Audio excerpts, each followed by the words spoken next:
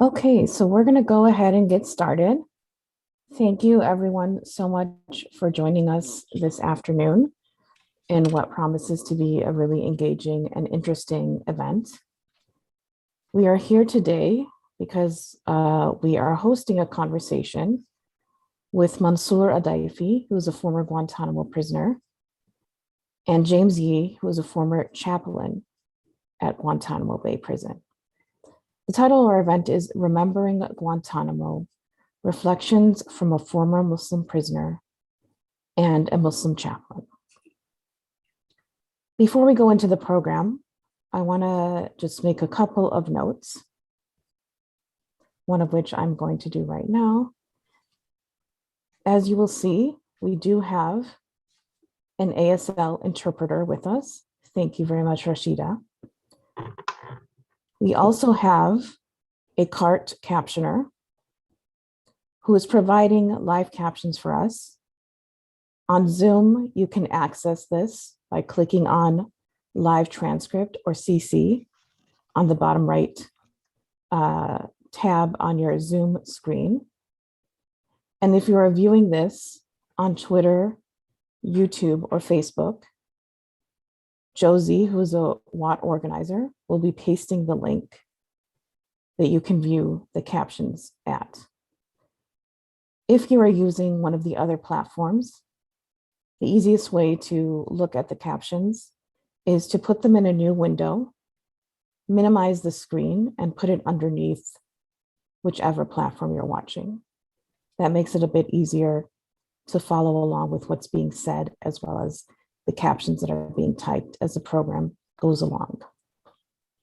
If you have any questions about ASL interpretation or captions, feel free to message Helen or Josie, and we will try to get a response to you. So today, again, we are here to host this discussion between Mansour Adaifi and James Yee. For those of you who have been engaged in the resistance and fight to close Guantanamo, you are probably aware of the fact that on Tuesday, Guantanamo Bay Prison will have been open for 20 years under the guise of the War on Terror. Of course, Guantanamo is one of the most, if not the most, notorious prison in the world, and has served as a site that makes visible the US's hypocrisy in the world. Whether it's the US projecting values such as equal justice under the law, freedom, democracy, etc., Guantanamo has been a direct challenge to the values that the US proclaims to have. So this is a solemn anniversary because it's been 2 decades. And what Guantanamo is also very much recognized for being is a prison that exists to house Muslim men and, in the past, Muslim boys. There has been no other religious identity of individuals who have been imprisoned at Guantanamo post 9/11. And it is important to remember this detail because we cannot talk about dismantling or abolishing Guantanamo without acknowledging and understanding the role that Islamophobia has played and did play, not only in the use of the prison and the decision to house Muslim men on illegally occupied Cuban territory outside the limits of the US legal system, not justice system, in addition to the ways in which Muslim prisoners, and in this event, a Muslim chaplain, was treated by the US government by virtue of occupying this identity. By way of introduction, my name is Dr. Maha Hilal, should have said this earlier. I'm an organizer with Witness Against Torture, and I'm also the author of the forthcoming book, Innocent Until Proven Muslim, Islamophobia, the War on Terror, and the Muslim Experience Since 9/11. So we're going to start off with a bunch of questions for both Mansour and James. And throughout the course of this discussion, if you have any questions, please feel free to put them in the Zoom chat. We will also try to capture any questions that are posed on Twitter as well.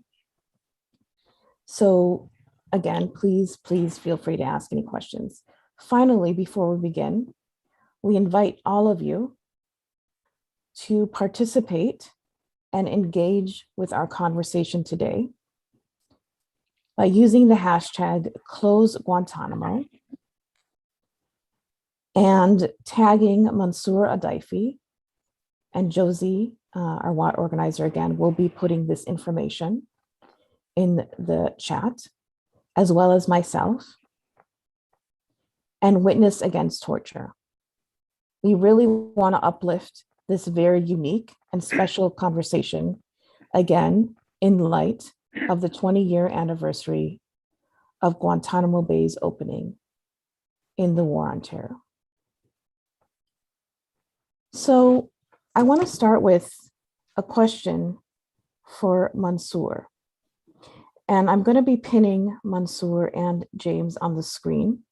Again, if you require ASL interpretation, please join us on the Zoom link. Otherwise, you will not be able to see, unfortunately, the interpretation via Facebook. So Mansour, my first question is for you. You have written very beautifully and consistently about your experiences at Guantanamo. And I'm sure it is painful to you and to have to repeat your story over and over. And thank you, James. James is holding a copy of Mansour's incredible book, Don't Forget Us Here. We'll drop the link to purchase the book in the chat.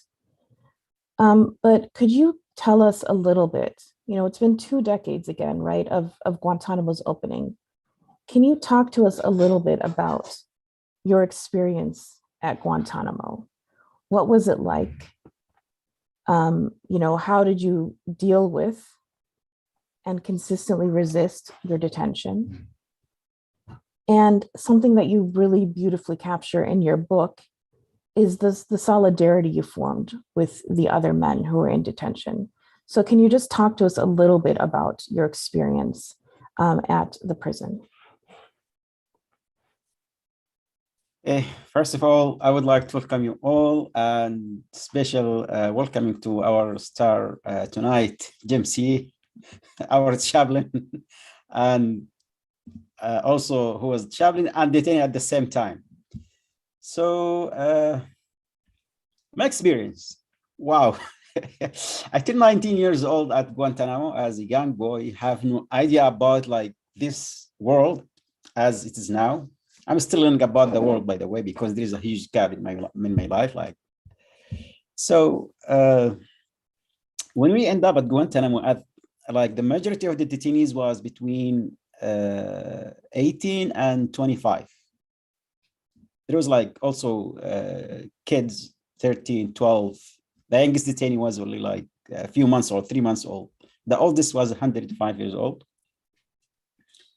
So, when we brought to Guantanamo, it was, it's unlike any prison because, other prison, they have some kind of stability. There was a structure, rules, a place, including some kind of system, like whether imprisonment system, whether a country and so on. But Guantanamo was different. What outside of the justice system, outside of any world system, it was, there isn't it like it wasn't included at any system, and it's still until that day. Say when we arrived, we were kept in cages for a few months, then move to more advanced cages where we have like hole in the ground as a toilet.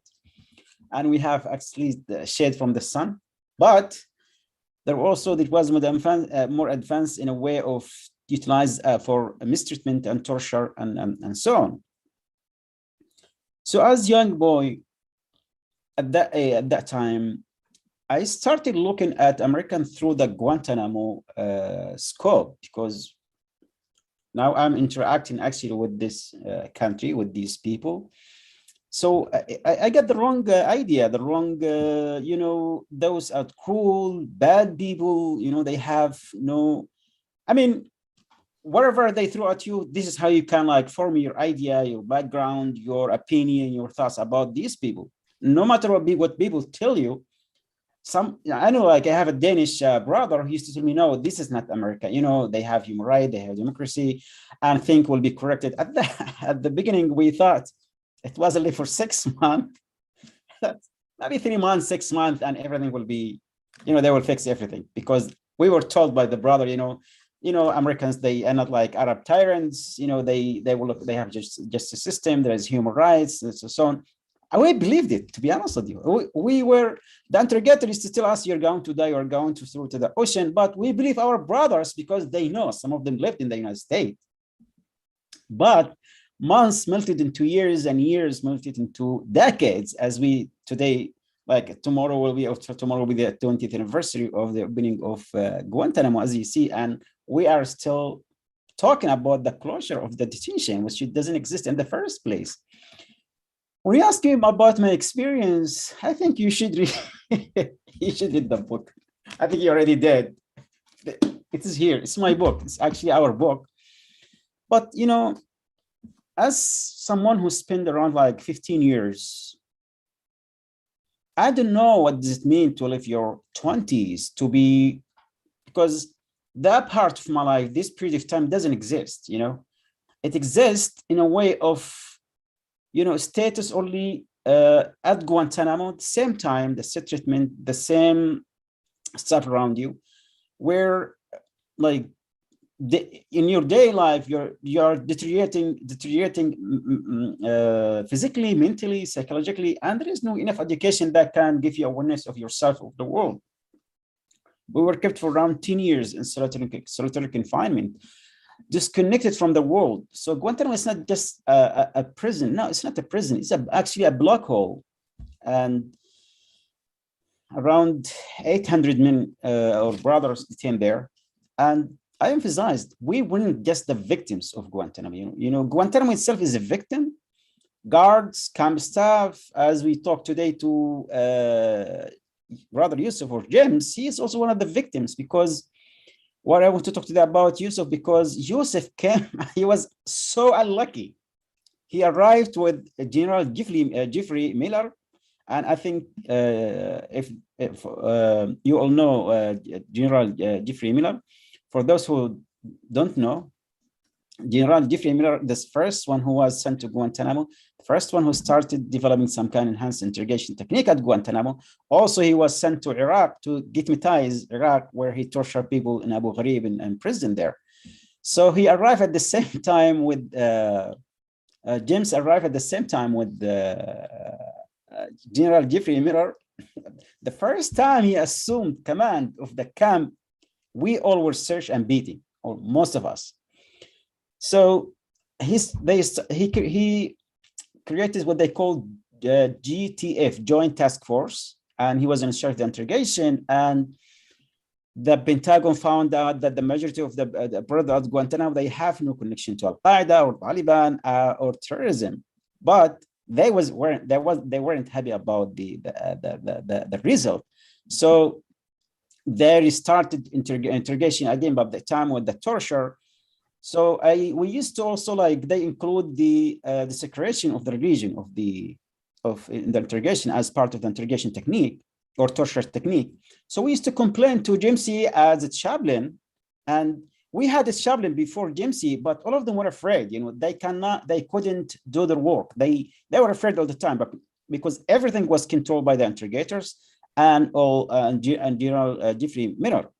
So I think James tried to, because I remember talking to James and talking to him about the satanic room, And where they also talking to him about the district, because as a chaplain, we went, like we told him that shouldn't happen as a chaplain, the secretion of the Quran, the genital search and other stuff. And some of the brothers, honestly, I have a lot of respect for Jimsy, because I know some of the brothers gave him really hard time. Some of them like accuse him as a traitor. It's not, because it's not an easy place to work with, because you're working with people who are being tortured, abused, and they view you as a Muslim, you are helping those to torture us. When Jimsy tried to intervene to help, or try to draw attention to what happened at Guantanamo, what happened? He was accused of espionage. He was detained, interrogated, and become like us. So this is Guantanamo, basically. This is Guantanamo. It's just a small window. If an American officer, military officer, graduate from West Point University, came to Guantanamo to serve his own country, to protect his own country, a man who would sacrifice his life for his own country. He was because background as Muslim, or because he tried to do what's right. He faced the same fate we faced at Guantanamo.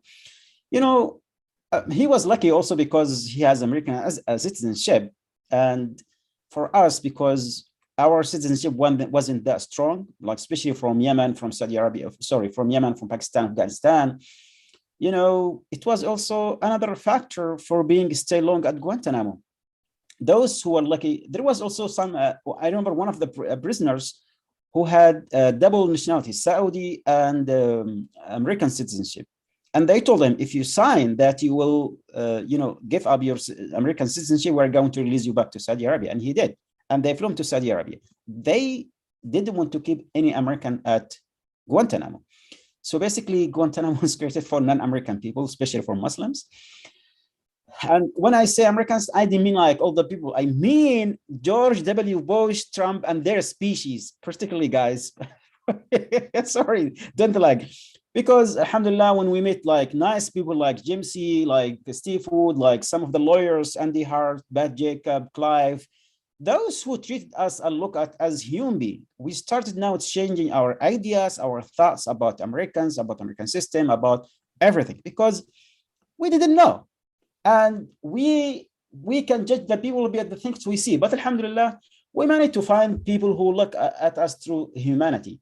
Then we managed to change, like most of my friends now from the United States, most of my best friends, partners, lawyers from the United States. Today, I'm talking to all of you like, I always told my brothers from Guantanamo, I told them I have a lot of respect for American people, because, the one who really fought hard for our release, for the closure of Guantanamo, for Americans, because we used to follow the news, especially after 2010, people who was fasting, sending letters, protesting, and so on.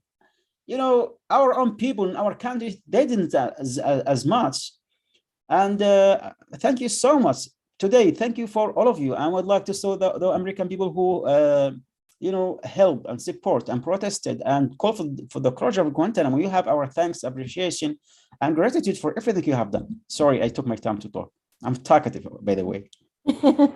And we love that one. So thank you always for sharing your experience.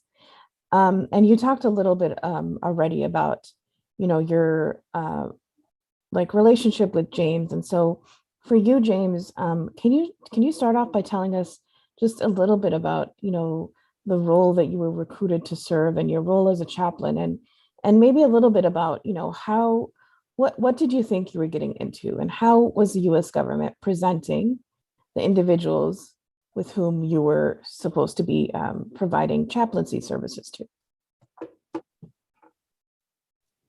Right. Yeah, again, first of all, it's a pleasure to be here with everyone, especially with Mansour.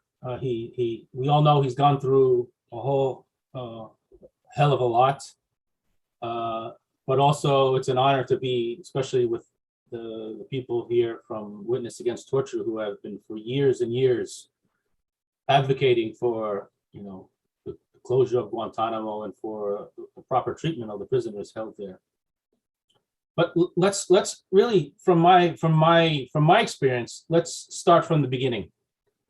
How did I get to Guantanamo? I was already serving as a chaplain of Muslim faith in the U.S. Army during the time of the attacks, the tragic attacks on the World Trade Center, 9/11, and the attack on the Pentagon, right?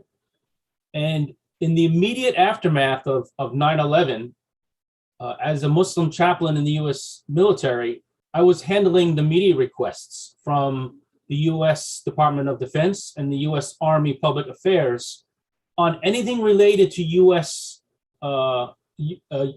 Anything related to Muslims serving in the U.S. military. And from that contribution, my name was, of course, very much known throughout the ranks of the U.S. Army and the upper echelons of the U.S. Department of Defense. And that's when they opened the Guantanamo, they earmarked me and said, this is the guy we want to send down to Guantanamo. And I went down there with an open mind. I knew there was some already. I already knew from the media that there were some issues, especially with the military and any of the civilians who were working down in Guantanamo in the very early days. Just from the media reports, I had saw that there was so much misconception. There were so many misconceptions. There were so many misunderstandings about Islam and the Muslim faith, which I saw from the media reports that caused conflict between the Joint Task Force operation and the prisoners themselves. So I knew that going down to Guantanamo, and thought that when I got that assignment to be the chaplain at Guantanamo, that was something that I could make an immediate impact on, that I could improve and change. I also had a heads up from my predecessor, the U.S. Air Force chaplain, Muslim chaplain, Hamza Mubarak, who let me know ahead of time before I got down to Guantanamo that I would be entering into an environment that was very hostile towards Muslims, any and all Muslims. So not just the Muslim prisoners, but it was an environment that was hostile even towards the American Muslims who were serving this Joint Task Force Guantanamo. And there were many American Muslims serving on this Joint Task Force, because if you think about the demographics of the prisoners at the time, over 600 prisoners, close to 700 by the time I got down there in late 2002. Prisoners from 40 different nations. There were several different languages that were being spoken in this prison camp. The interpreting and the translation, those assignments were held by American Muslims, both military and civilian. So there was a good handful of American Muslims who were part of the Joint Task Force. And I was given heads up by Chaplain Mubarak that this was a hostile environment to all Muslims. But when we look at my role as a chaplain down in Guantanamo, my first and foremost role was to be an advisor to the commander of Guantanamo. And at that time, as Mansour indicated, it was Major General Jeffrey Miller, who was the commander of the Joint Task Force operation, and also to Colonel McQueen, who was the commander of the detention side of the operation, not the intelligence gathering side of the operation.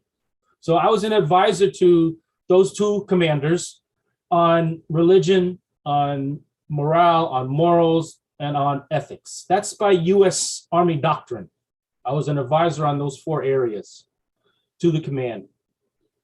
And in particular, for this particular assignment, religion would come into play. But in my role as a chaplain, I was also a chaplain to the prisoners in Guantanamo. And by military doctrine, a chaplain to prisoners held by the U.S. military is given the task of ensuring that there is free exercise of worship,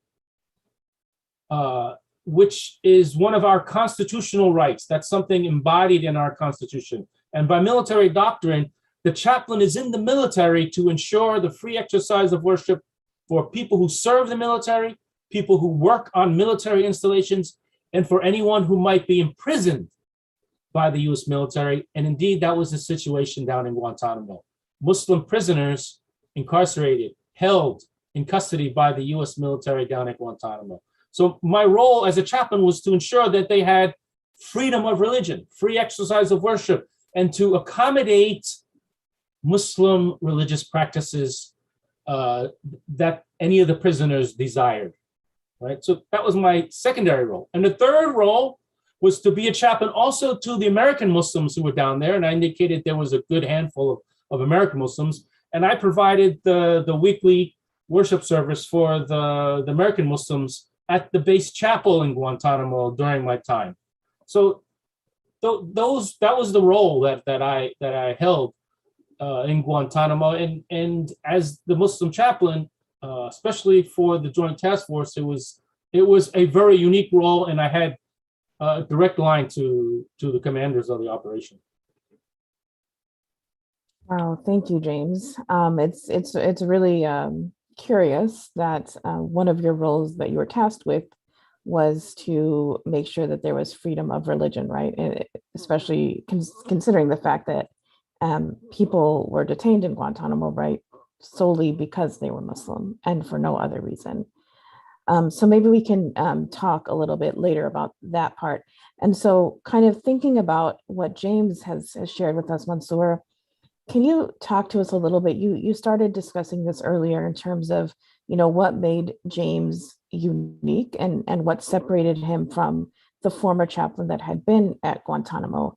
But can you talk about, what was it like working with James, and how did you know you could trust him?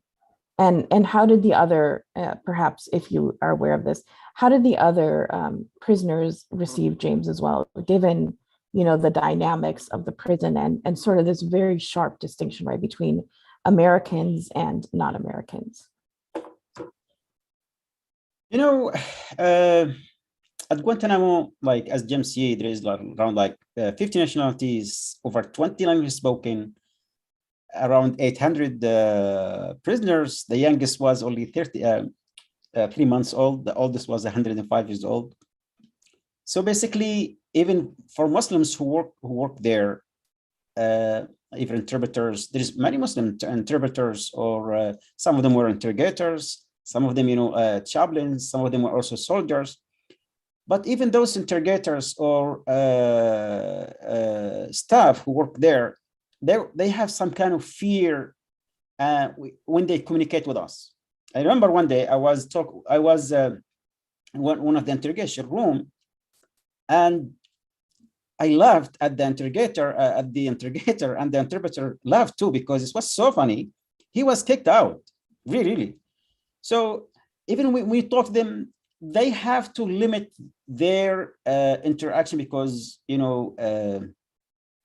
there is some kind of fear. Even the chaplains who came before James, the first one was a Pakistani. He couldn't do anything. He has, because if he has done anything, showing some sympathy or smiling with detainee or being nice to a detainee, it could be a problem even for the guards. Some of the guards, if they watch me and smiling with you, it could be a problem, especially at the early days. Also, there is many guards who try to help, who secretly pass the food or medicine, sometimes cancel punishment.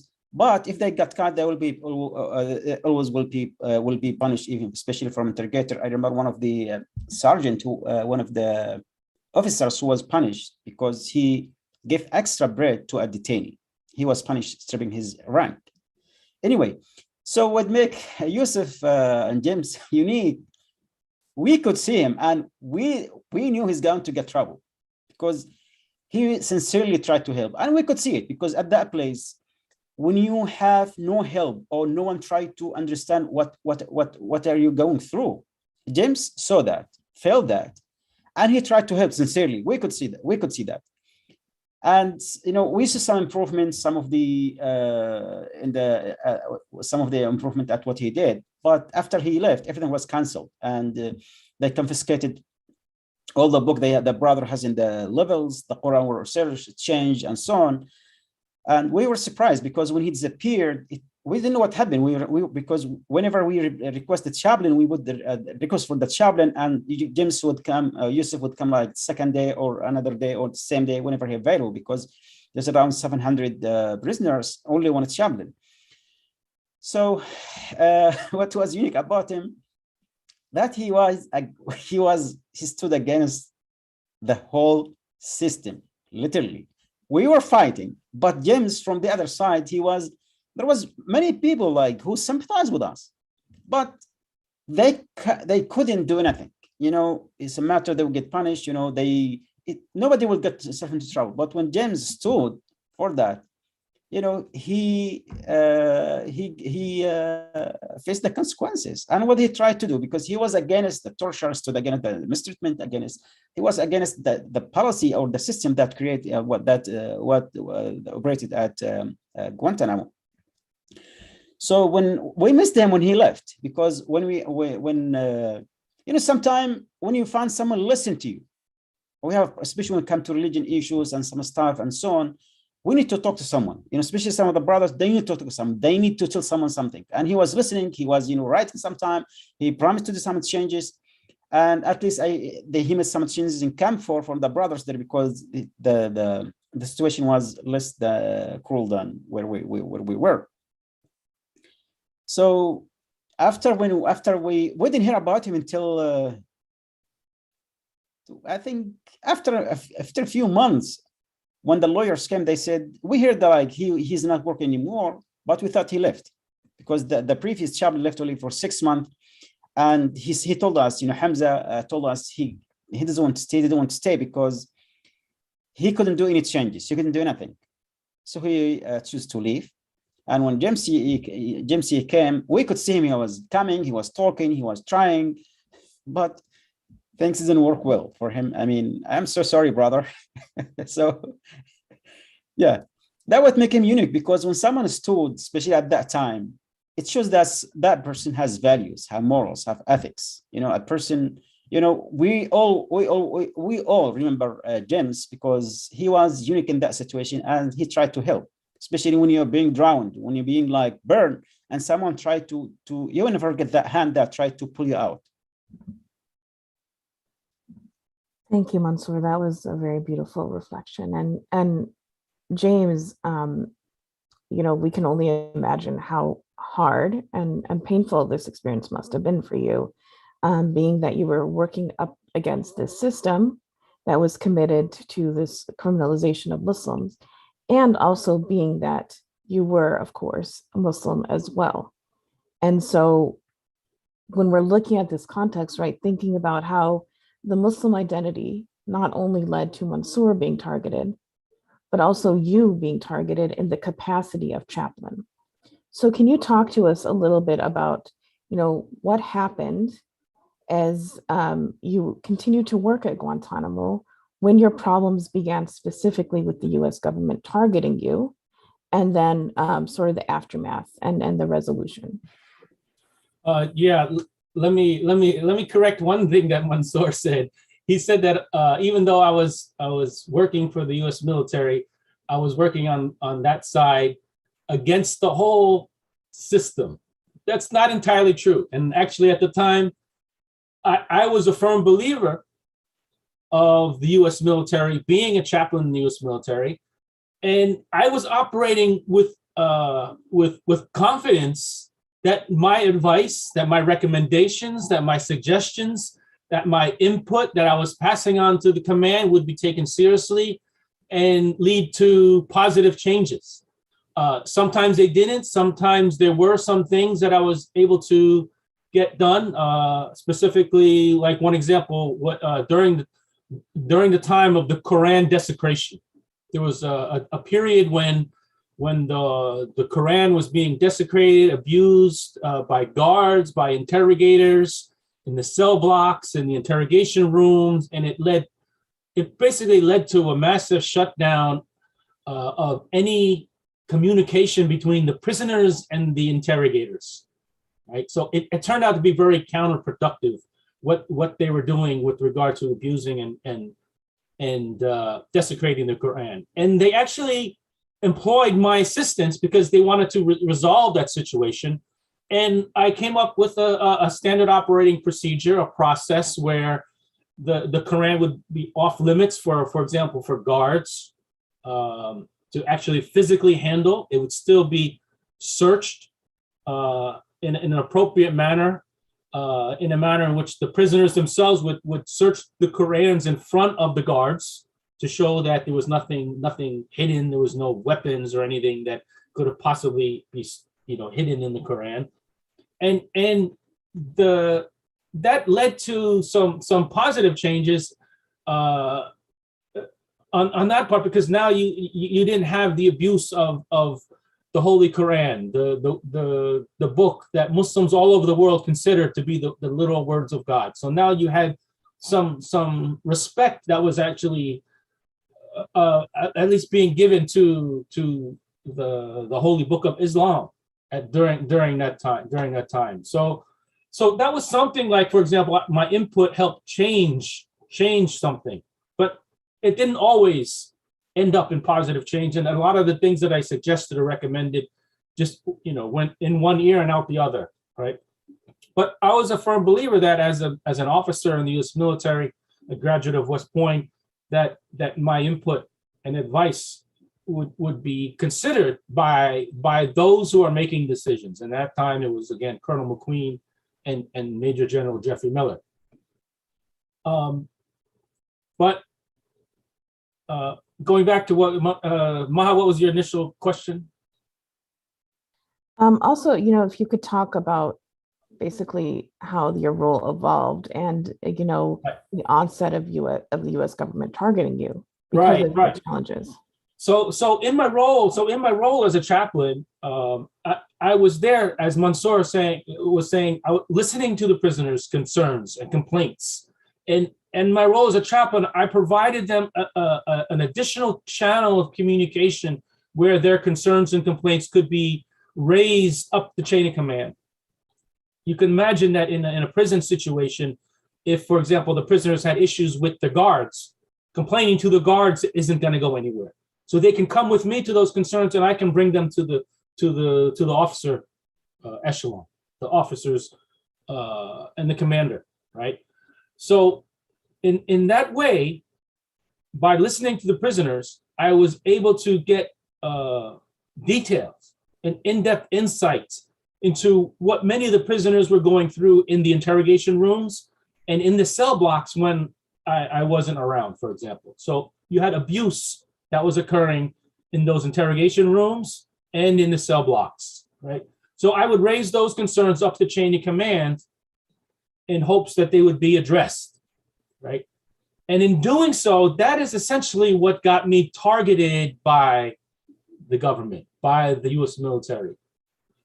In particular, it was the intelligence gathering operation, who I would later learn through media reporting and things that were in the media that I would later read, and from other people that I came in contact with post my Guantanamo ordeal, that the intelligence gathering operation felt that my raising concerns of prisoner abuse, religious persecution, of potential war crimes, prisoners being treated in a manner that was degrading,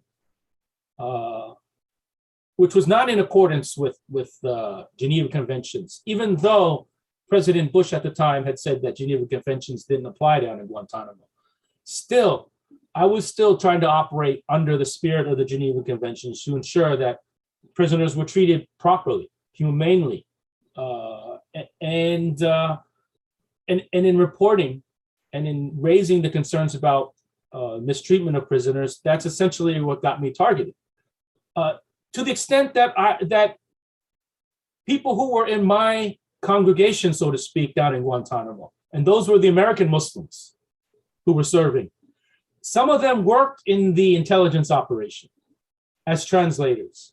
And they came to learn that I was under surveillance. I was under investigation while I was at Guantanamo working as a chaplain. And they brought this to my attention. And I raised that issue with my commander, Colonel McQueen, who said I had nothing to worry about because I was working for him and that he knew everything that I was doing, that he was employing me into the prison cell blocks to be able to provide him with information, valuable information, so he can make necessary decisions. So I was aware of some of this that was going on behind the scenes, but I was assured by Colonel McQueen, my direct supervisor, that I had nothing to worry about. And so actually when Mansour had mentioned that they knew, they felt, they kind of saw I was heading into trouble with the US government, I myself felt confident that I was doing what I was supposed to be doing, that my input was being valued by my direct supervisor, Colonel McQueen. And actually, indeed, like when it came time for my annual military officer evaluation, it was stellar. It was the best I had ever received in my entire military career. And I was given the idea that my post Guantanamo assignment, that I would be quickly being promoted to the next rank. That's how good my evaluation report was when I was at Guantanamo. But 2 days after I received that report, somehow I was now myself in prison, being accused of being a spy, of espionage, of being a traitor, of being seditious. And I was swooped away. I was arrested in secret. And because I was a US citizen, they didn't hold me in Guantanamo, which was for those who didn't have US citizenship, but they sent me to this prison called the Consolidated Naval Brig in Charleston, South Carolina, which was a Guantanamo-like facility opened by the Bush administration for what they termed US citizen enemy combatants. So I was held there along 3 other, quote, domestic enemy combatants. And one of them was Yasser Hamdi, who was the individual that Mansour earlier mentioned, who was at Guantanamo, but had dual citizenship. Since he was actually born in the US, he had by birth also US citizenship. And he was transferred immediately from Guantanamo to that very same prison where I would be later sent to. And he was there at the time I was there, unbeknownst to me, until I was finally able to retain an attorney who indicated to me that, yeah, there are 3 other enemy combatants here, and they're considering you as also in that category. So that was very frightful, because once you're put into that category, at the time, it meant that you had no rights. You had no constitutional rights. You had no rights to, prisoners in Guantanamo didn't have right. The idea was that they had no rights to lawyers. They had no access to courts. They had, no rights. And even as a U.S. citizen, if you're deemed an enemy combatant, that's also the fear that was instilled in me during that time, that all of my rights could be stripped from me, and that I could be like the prisoners in Guantanamo, disappeared, even in my own country. And for 2 to 3 weeks, I was disappeared. My family did not know where I was. No one knew that I had been arrested and was sitting in this consolidated naval brig in Charleston, South Carolina. And for that to happen in the U.S. is something that's very scary with regard to rights, to civil rights, to civil liberties, to human rights in this country. Wow, that's extremely frightening. And I remember, hearing your story more than a decade ago, and really better understanding the lengths to which the US government would go to criminalize and target Muslims. And I think, with cases like yours, James, the lesson seems to be, right, to scare Muslims, right? To scare Muslims who dare to stand in solidarity with other Muslims and challenge the system that is criminalizing us all. So you have such a powerful story of resistance, and unfortunately, right, the subsequent targeting by the US government. One of the incredible stories in this conversation is something we haven't gotten to yet.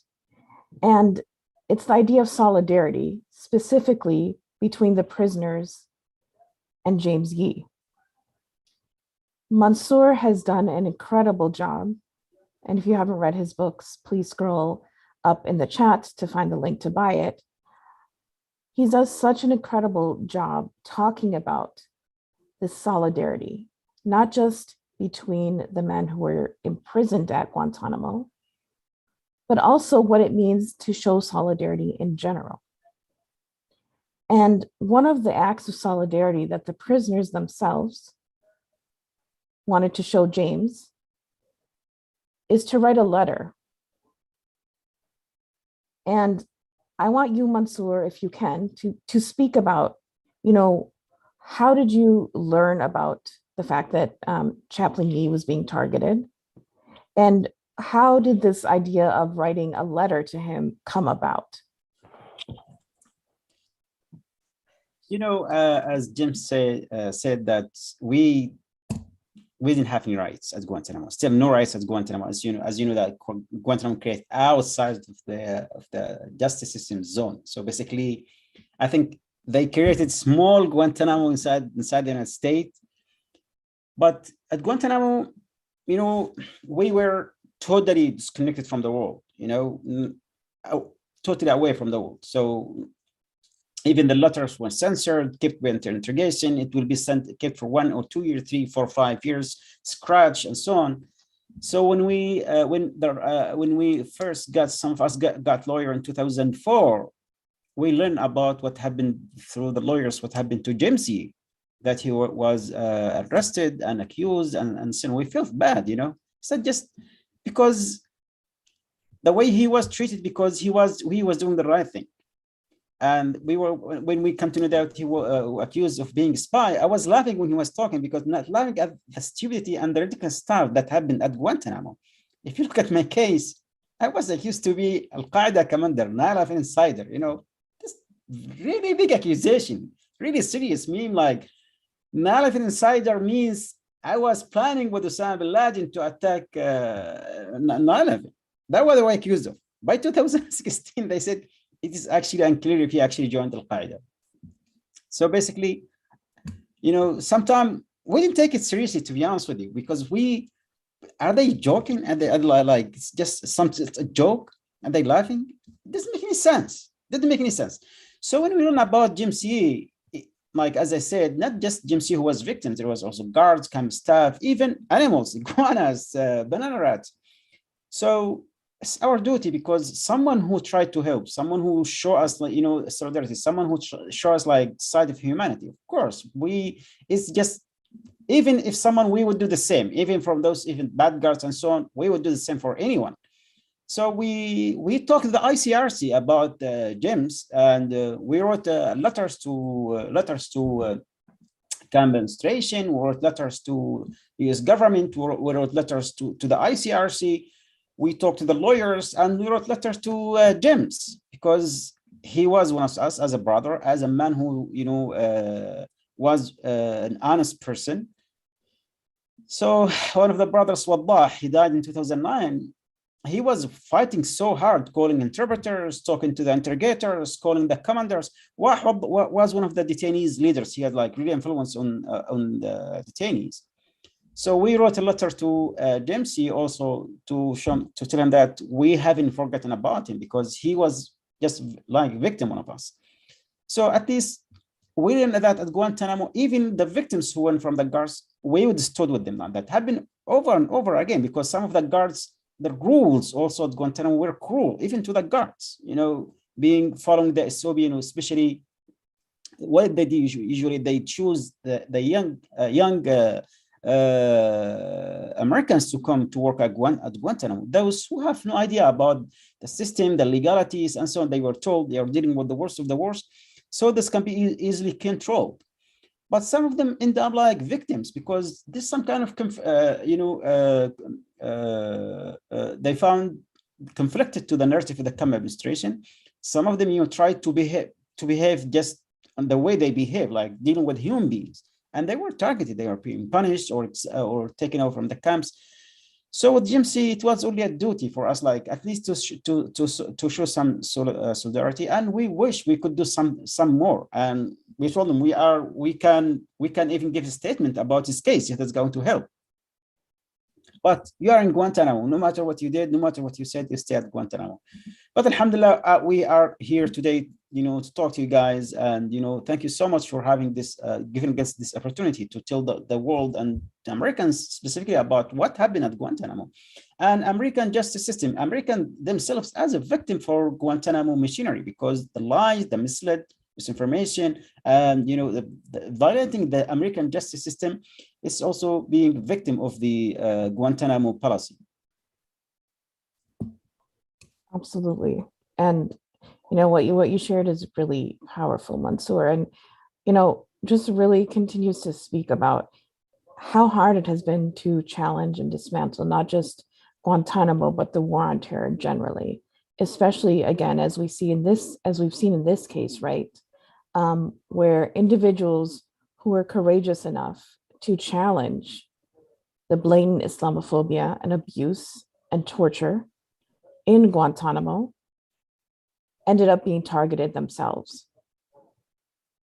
And so, James, I'm wondering if you can talk a little bit about, when you found out that this letter existed and, what you made of it, and maybe a little bit about like what sort of transpired after you were no longer working for the U.S. military, and maybe a little bit too, something I've just been very curious about, right, is you were targeted again partly because of your identity as Muslim. So did that cause you to rethink specifically working for the U.S. government or working in the U.S. military, for the U.S. military? And maybe any thoughts you have around that. And then finally, if you could read us the letter, that would be amazing. Right. Well, let me start by reading the letter, so it gives a lot of context to some of the comments Mansoor already made and the comments that I'll make about it. But this letter, it started with Bismillah ar-Rahman ar-Rahim, wa salatu wa salam ala Rasulullah, which is the traditional opening of any written work in Islam, which praises God the Almighty and the Prophet Muhammad, who is the Prophet of Islam. And it's written on paper that says authorized by JTF Gitmo for JDG for ISN number, which is like the prisoner, 441. And that was Mansoor. So he had his own paper where he could write things. Right? But it starts off by saying, "Dear brother Yusuf." So Yusuf is the translation of my middle name, Joseph. My full name is James Joseph He, and so I often went by known as Yusuf in the camp. But it says, "Dear brother Yusuf, I pray to Allah, I pray to God, that you and your family are well. We are really happy that you got out of jail. We thanked God, we thanked Allah for granting your freedom. You were always in our prayers.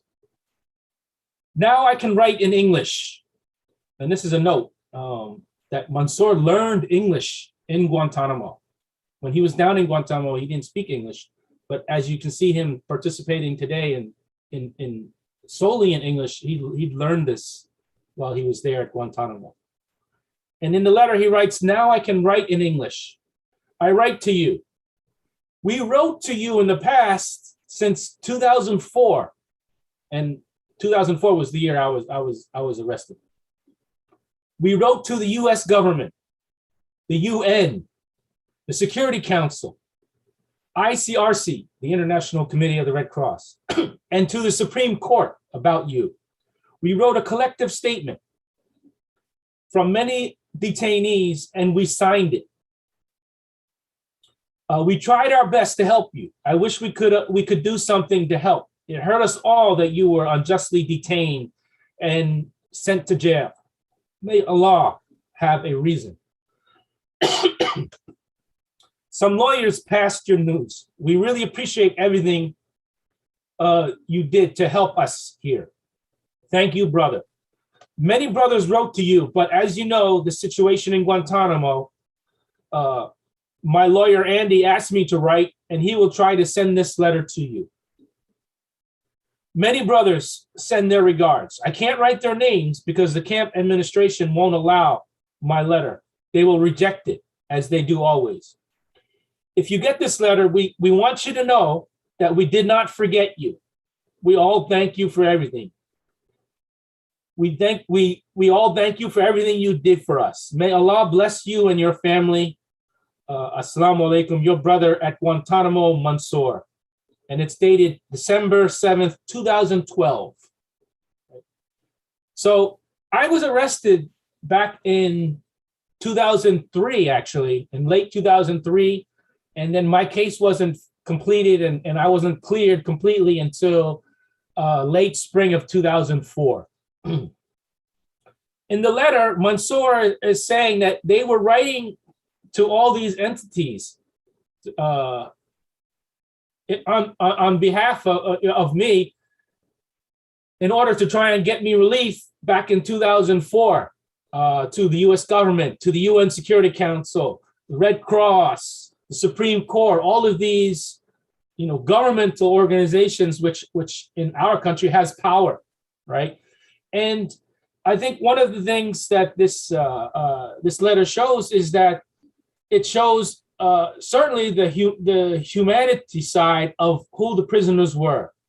We get this impression that the prisoners in Guantanamo are these hardened terrorists, right? But in this letter, you can see that they're writing to these democratic institutions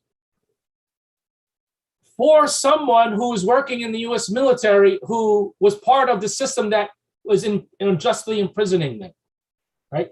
So this shows their character. This shows the prisoners' side of who they are as human beings, and it directly contradicts the story or the narrative that we see in the media, that narrative that the government puts out, that these people in Guantanamo, by and large, are these hardened terrorists, and that's why they're there in Guantanamo. But just from that idea itself, with the number of prisoners who have been released and gone home, I mean, there were a total of 779 or so prisoners who were in Guantanamo at one time, and today there remains 39. Besides those 9 who passed away in Guantanamo, those 600 or 700 or so other prisoners who have been released would not have been released if they were some kind of terrorists, obviously. So that narrative that these individuals in Guantanamo were terrorists it simply falls apart. And one of the things that I've often said in my talks about Guantanamo and during the time I was in Guantanamo, that there was not one individual who was in any way connected to the terrorist acts of 9/11, that they were not terrorists. And that simply is a reality, because at the time, if our government had captured anyone that had committed or was suspected of committing any serious terrorist crime or was suspected of being a part of the attacks of 9/11, they weren't brought in 2002 or 2003 to Guantanamo when I was there. They were put in a secret CIA black site, which we now have much information about, especially from the US Senate torture report that indicated the torture and abuse that went on in those black sites. But that's where those individuals were. The people at Guantanamo, when I was there in 2002 and 2003, were people like you and I who are here in this forum right now. Basic human beings who were kidnapped, swept off the street, sold into captivity, and brought to Guantanamo.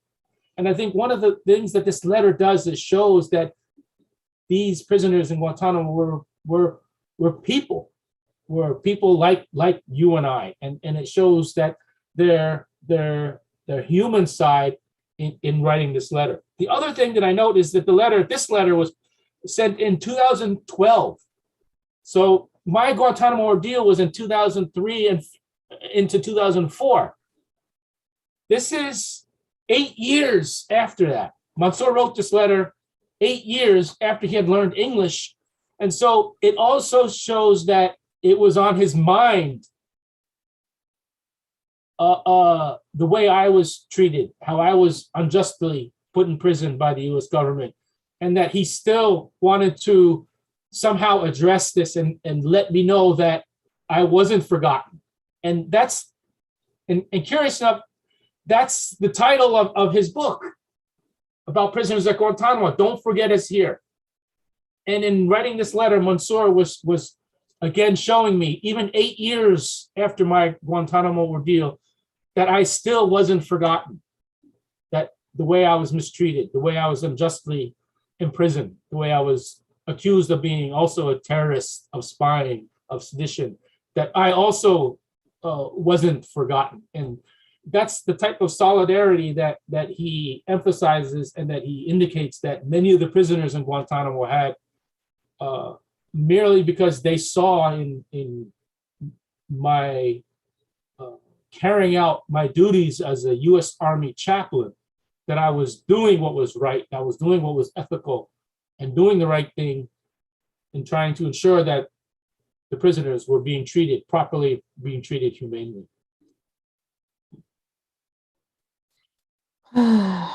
Wow, I'm sure, like me, many of you are having a hard time holding the tears back.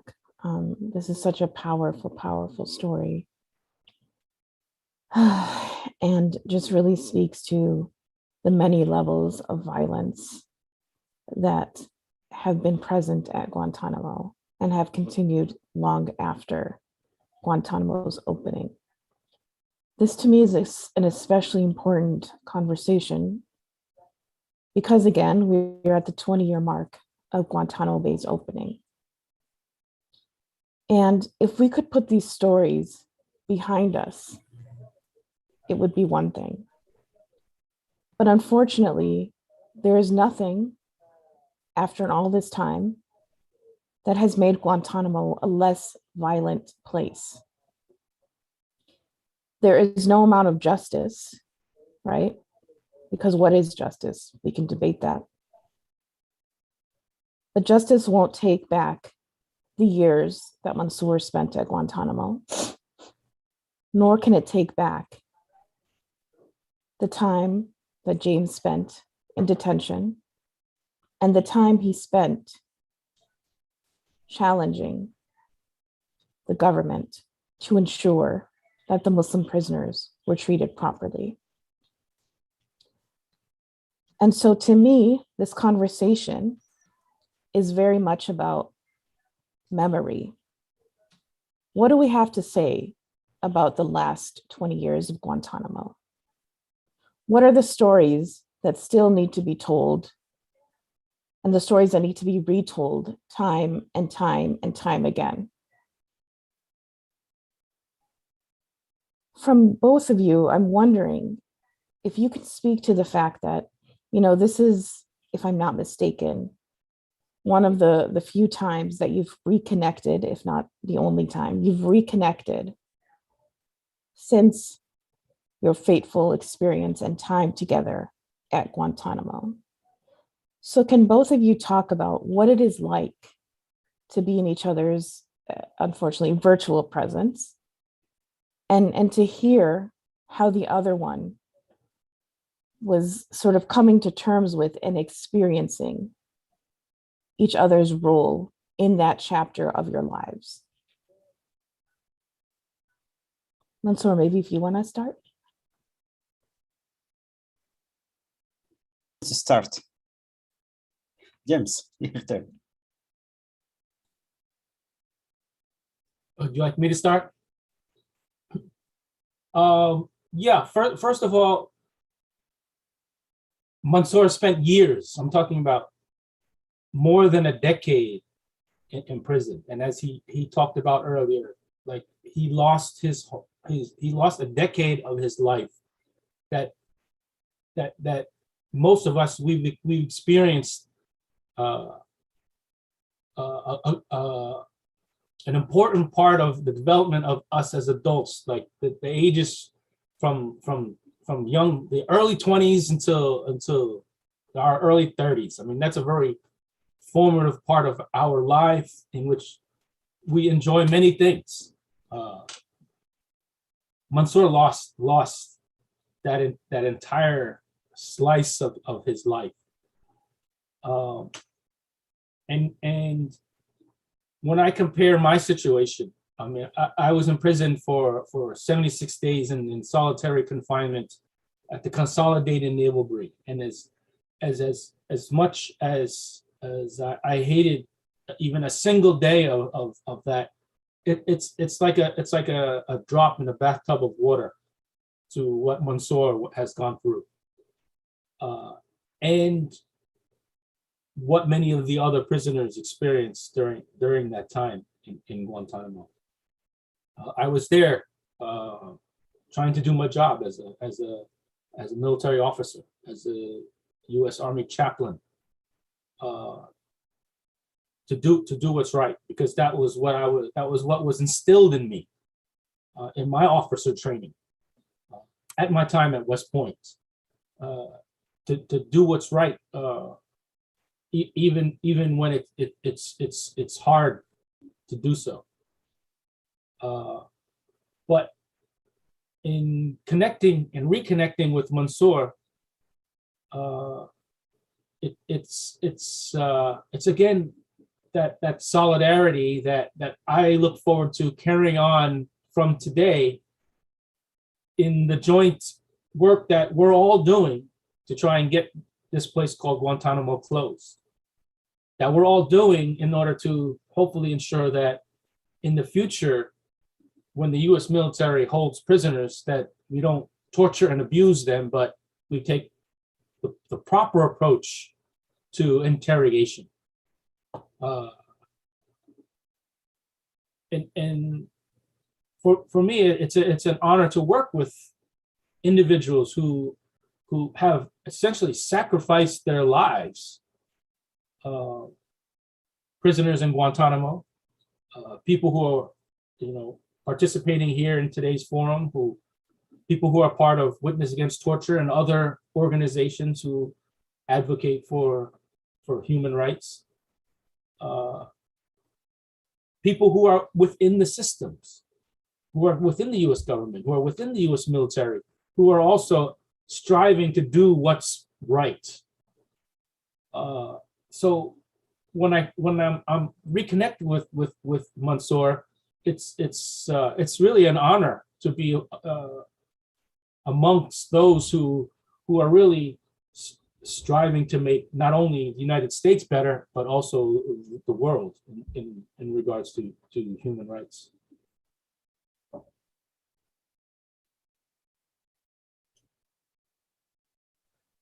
And Mansour, if you could also comment and share any thoughts you might have. Thank you, James. The lawyers always, we used to ask a lot also about James and his release, family, and so on. And James didn't stop at Guantanamo. He after he was released, we heard that he was campaigning for the closure of Guantanamo, educating people, and this is what's really an important message. And if you see being face what he faced because Guantanamo, he didn't stop. After that, he went and started educating people, campaigning for the closure of Guantanamo. And that why we didn't forget him, because that person, it shows that he really cared. At the same time, I think he was the last chaplain we had at Guantanamo. I don't know, I'm not sure if someone came after him, but we didn't see anyone after that.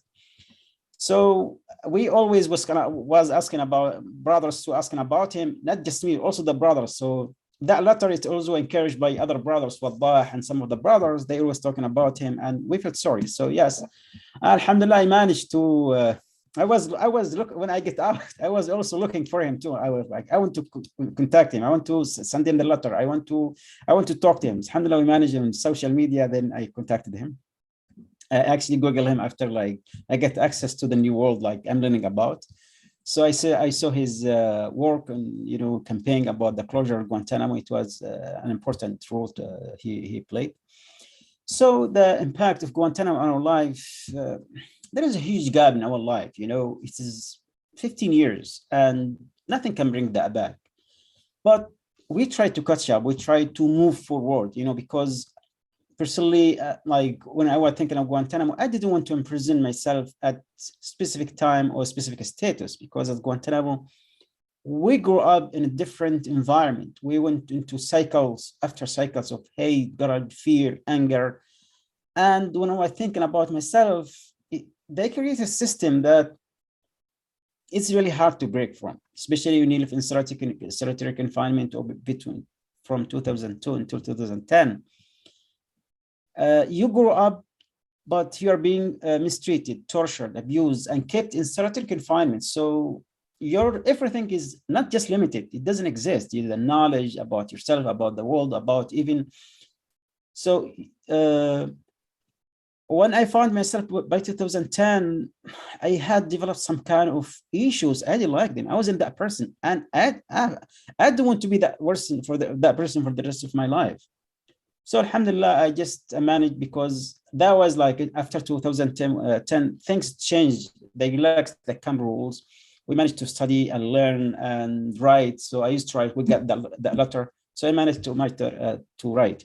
So reconnecting with GMC, I think it's really important, because I don't think that, you know, our rule finished at Guantanamo, because as victims of Guantanamo, as victims of the injustice that happened, I think it is, for me, it's our duty to speak out, to educate the people, to push back that no one should be treated such, and nobody should, you know, should face what we have faced, because it's painful, destruction, it destroys a person, it destroys a system, it destroys a family, a community, and so on. So I think it is important for us to tell the truth about Guantanamo, for the sake of that didn't happen again, and that Guantanamo should be closed, and no such place should be created again, or no one should be, you know, stripped of his freedom of right based on suspicion or based in his background, or, you know, indefinitely detained and abused. And as you see, Guantanamo is still until that day one of the biggest human rights violations in the 21st century. And what I'm shocked by the role of the international community.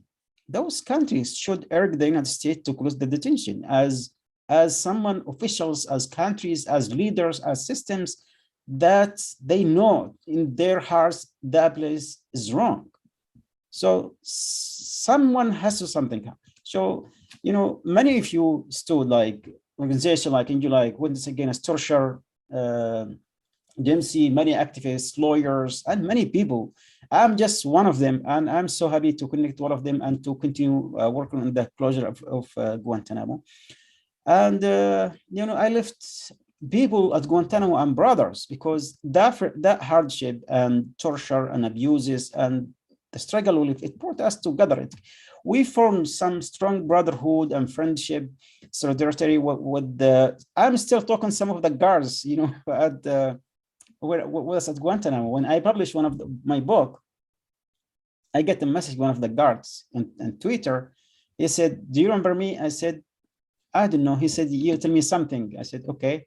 He said, "I met him at Guantanamo, so he was a really nice person and, you know, a human being." I told him, "I have a message. Please send my regards to your mother and tell her thank you for raising you that way." And he told her so. When I published my book, he said my mother bought a book and she sends her regards, and, you know, she wants to know who you are. So basically, yes, it is our, like, as you know, last year we wrote a letter to President Biden for the closure of Guantanamo, and I hope that you guys can endorse that letter. It is really important. It is our duty as humans to fight for the closure of that detention. And thank you all for being here tonight. Special thanks to my dear sister Maha, who has been one of my biggest supportive people after Guantanamo. Thank you so much. Thank you so much, Mansoor and James. And we have just a little bit of time left, so we're going to take some questions from the audience. I'm going to give folks maybe about 30 seconds to a minute to jot down any questions you might have in the chat. We are trying to monitor social media channels for questions as well, but we may not get to all of them. That said, while folks are writing out potential questions, I do want to mention that one of our comrades in the struggle to close Guantanamo, Dan Norland, has graciously been setting up fundraisers for former Guantanamo prisoners. And right now, there is a fundraiser for Mansour. The fundraiser is on Facebook. If you do not use Facebook, feel free to reach out to me or Josie or Helen, and we can suggest alternative ways to donate to the campaign. As you have heard from Mansour and potentially other prisoners as well, rebuilding lives post Guantanamo is an extremely challenging feat, not least of which because the government, the US government, of course, totally and completely abandons former prisoners. So we, as a community, want to continue uplifting the many Muslim men who have left Guantanamo and who desperately need our support. Again, there's Josie has kindly put the link to the fundraiser in the chat. And by way of incentive, hopefully someone can match me. I am going to donate today $75 to Mansour's campaign. So it would be wonderful if 10 people could match me in making the same amount donation.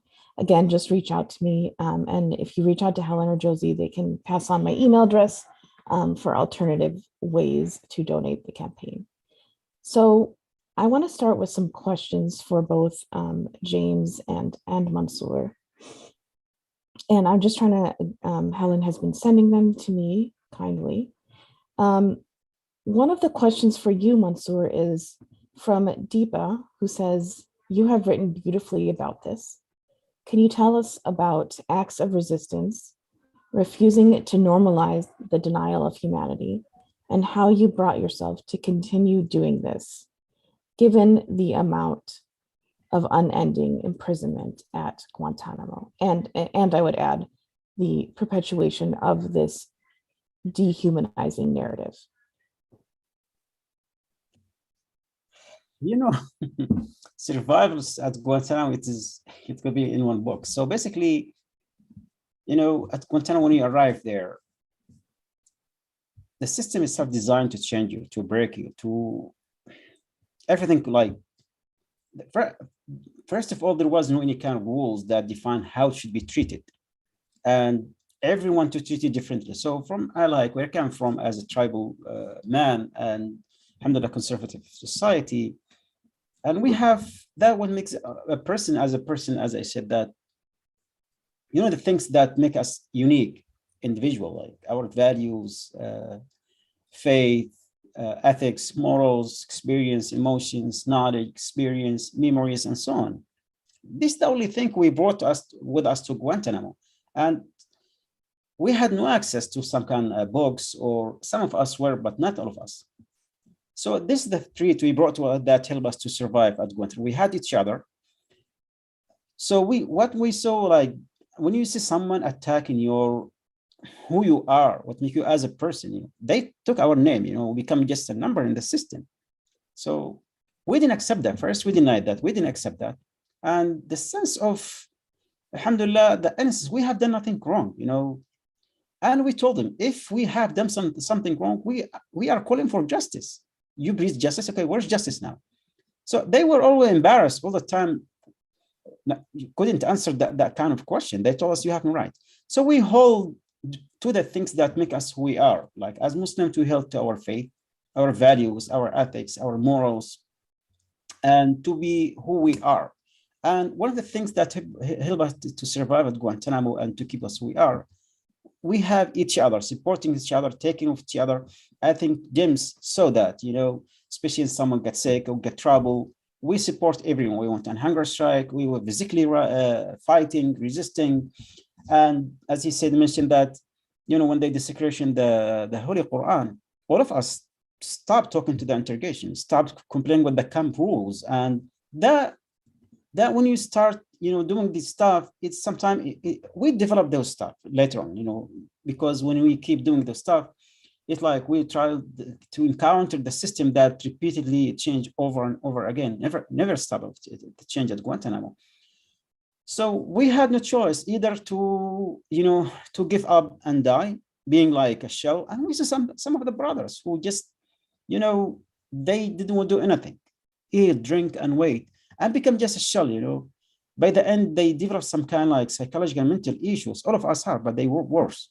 So holding to those stuff, we have, that would make us like try to stay who we are as human being. And also when we feel that the injustice that have been done to us, we as a person, I don't want anyone to get hurt or harmed by any way, because I could see the fear. I felt the pain.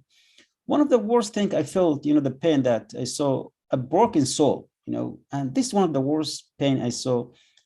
Even some of the guards who was bad when they were deployed to Iraq and Afghanistan, and when they come back to work again at Guantanamo, they were different. They were different because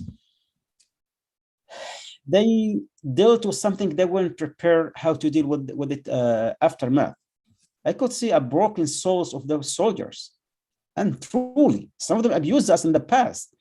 But when I saw them in the end, I really sympathized with them. So I told the brothers, please, nobody talk to them, nobody try to harass them, just leave them alone. Because we know the pain of the suffering of the injustice and the abuses.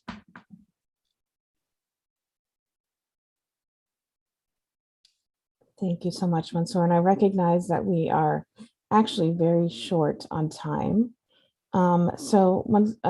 James, there's a question for you, and I would also ask you to answer this as well, Mansoor, but could you each tell us where you are at today, what you're doing, and how people can support your work? So I'm coming to you today from Bloomfield, New Jersey. So I grew up in New Jersey, and after leaving Fort Lewis, Washington, where I served as a chaplain and then was sent to Guantanamo, returned to Fort Lewis. After several years in Washington State, I moved back to New Jersey. Today, and since returning back to New Jersey, I went and I got a second undergraduate degree in studio art, and concentrating in printmaking and paper making. And I'm currently involved in an organization called Frontline Arts. And what we do is we try to use art to raise issues about social justice. And the particular group that I work with are veterans who take our old military uniforms, we turn it into paper, and we make art that it is expressive of our experience in the US military. That's something I'm involved in today, and I hope to use some of that artwork that I produce to continue to raise awareness about Guantanamo. And several of the pieces that I've made depict, for example, prison facilities at Guantanamo, and it's made, and those images are made on paper that's made from my own military uniforms that I wore while I was at Guantanamo. So there's a connection between the paper itself and then the imagery, and then the experience, my experience of Guantanamo. In terms of supporting my work, one of the ways that you can support the work that I do to continue to advocate for the closure of Guantanamo is to support all of those organizations that are out there in formal nonprofit fashion. And that includes Center for Constitutional Rights, Witness Against Torture, ACLU, and there's many caged prisoners in the UK. There are many organizations out there that are continuing to fight for human rights. And then if you want to support the artwork of veterans in the paper making and print making that the group of veterans that I work with, they can go to frontlinearts.org and look at and take a look at our website and if it moves you to donate there as well. Thank you so much, James. That's incredibly amazing. And if you don't already know Aaron Hughes, who is on this meeting, you two should connect so we can talk about that offline. Mansoor, if you could just, I guess, also just tell us where you're at now. Folks, again, you should buy Mansoor's book. We will drop the link again. And again, also how we can support your work. I am in Serbia. It's another story. Basically, I left my next book because the beautiful of my books I wrote, I left them second by second, moment by moment.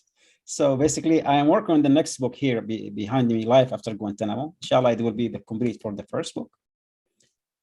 Life After Guantanamo, it has been really difficulties and it's challenging. And I'm lucky to some extent because there is really worse cases than mine.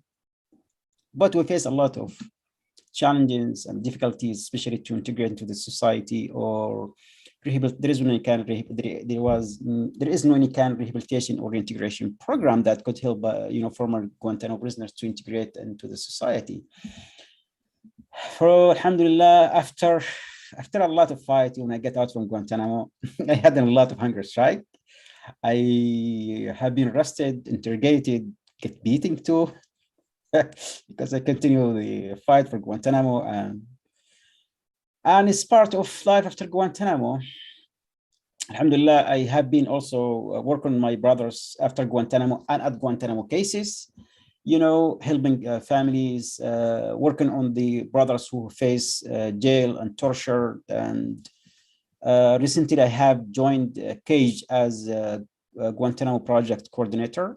Alhamdulillah, we helped the brother who was in United Arab Emirates prison, because some of the brothers who were sent from Guantanamo to United Arab Emirates, they were in prison again for 5 years and accused. When they got back to Yemen, they were also kidnapped. So I have been following those cases.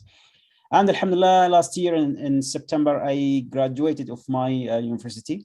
And my thesis was about rehabilitation and reintegration of former Guantanamo detainees into social life and labor market. So it's part of the work toward the closure of Guantanamo and helping my brothers at Guantanamo, even after Guantanamo will be doing so. I work also with CAGE toward the closure of Guantanamo, doing a lot of engagement with media, activities, event, and so on. We are working on a TV show about Guantanamo. We're still at the early stages. We developed the TV show with the Sundance. And I'm working on the project maybe about the letters from and to Guantanamo. It's maybe audio story, and I hope we can manage to do it. What else? Yeah, I mean, most of the brothers, life after Guantanamo it's not easy because I choose to speak out. Also, there is like risk and there is different stigmas. Really, one of the big challenge, because most of the brothers, they couldn't be, speak out because it costs a lot for life, family, and so on. And I believe that someone has to stand. So I said I will do it. How can you support? Join the movement for the closure of Guantanamo. Endorse the 8-point plan. Support the organization like Witness Against Torture, CAGE, and those organizations, Amnesty International, who call for the closure of Guantanamo. Or who fight also against the injustices around the world. Spread the word. I believe keeping silence only gives a mean of oppression, and it is another form of oppression, because silence only gives some kind, not satisfaction, gives some kind of legitimacy, some support for the oppressor. Some people speak out, shout, even just give a word. That helps. One word, shout, because this is so wrong. This is what we do now. It's not about us. What we are doing now is not about me. It's about the next generation. And we should leave the world better than it was. And it is. And I hope so, that the next generation, they won't face those challenges and injustices and that we are seeing now, inshallah. And how can you support me? I don't know. Just help us with the closure of Guantanamo and wish me luck. I'm also trying to finish my master degree. It's still a little challenging and so on, but inshallah, I will get it done. And thank you so much for your help and support. Also, buy the book. It's really important. It's our book, it's my book. Honestly, it's our book because I believe that in that book, everyone contributed to that book. Guards, lawyers, even animals and editors. It is a teamwork. I can say that. Thank you so much. Well, we are up at time. So thank you so much, Mansoor and James, for such a powerful conversation and being willing to share your stories of injustice and solidarity with all of us today. As Mansoor urged, we encourage you all, if you're not already involved in the work to close Guantanamo and end torture, to please join us in those efforts.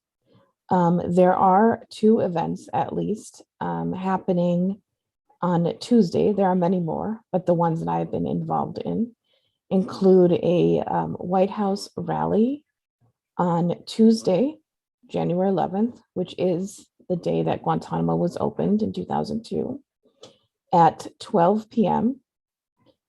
Eastern Standard Time. And there will also be a virtual rally at 2 p.m. Eastern Standard Time.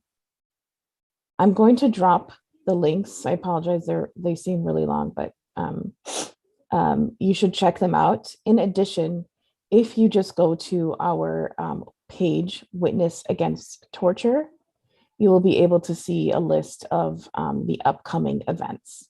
So please stay tuned for those 2 events. And definitely, if you can't be at a rally in person, please do join the virtual rally. Thank you, Josie. And Mansoor has typed in a couple of times a Twitter storm that is happening tomorrow. So please check that out as well. We know at this point that Biden continues to drag his feet in closing Guantanamo and finding a solution and really restoring and rectifying the damage that he has caused to all those who have been detained and all those who remain detained.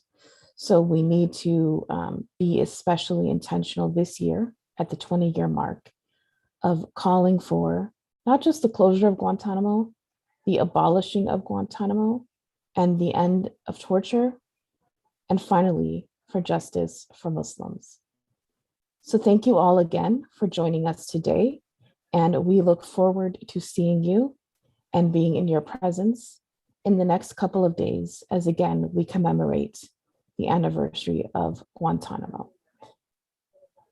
Thank you all, and thank you again, Mansoor and James, for this incredibly beautiful conversation.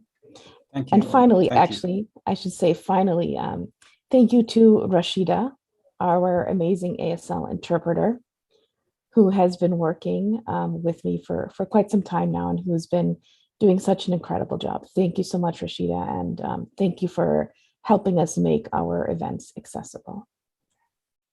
Thank Take you all. care, everyone. Thank you. Thank you. Good night. Assalamu alaikum. Thank you, everyone.